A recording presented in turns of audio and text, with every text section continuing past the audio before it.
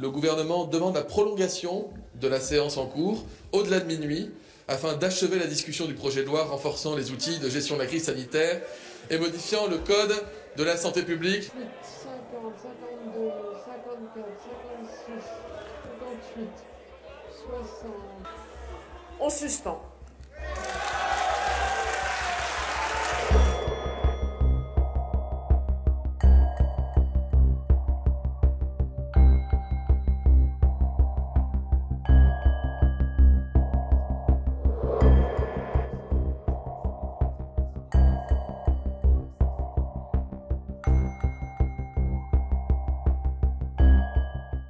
D'avoir mis tous ses œufs dans le même panier, c'est-à-dire tout miser sur la vaccination et ne rien avoir fait d'autre, montre que c'est une stratégie inefficace vis-à-vis du virus et du Covid-19.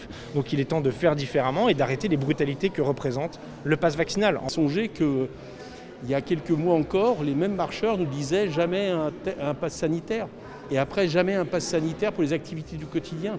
Et là on en est maintenant à un pass vaccinal où, en fonction des décisions du gouvernement, on décidera à quel moment on doit être vacciné ou pas. Enfin, je veux dire, chacun devrait être effrayé par la société qu'on nous propose. La transformation du pass sanitaire en pass vaccinal qui fait qu'on ne peut plus avoir une vie sociale normale si, notamment en démontrant qu'on n'est pas porteur du Covid, est à mon avis une véritable stupidité.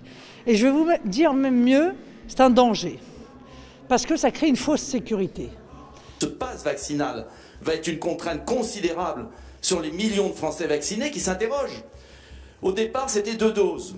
Après, il y a une 3e.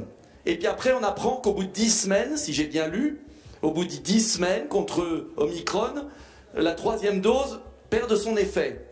Alors, est-ce qu'il faut une 4e dose, une 5e? Est-ce que les libertés publiques vont être assujetties à cela? Et j'insiste, mes chers collègues, sur la gravité de ces dispositions. Vous conditionnez la liberté d'aller et venir de millions de Français, et pas seulement des non-vaccinés, de millions de Français, à l'obéissance, à la décision d'avoir une Xème injection.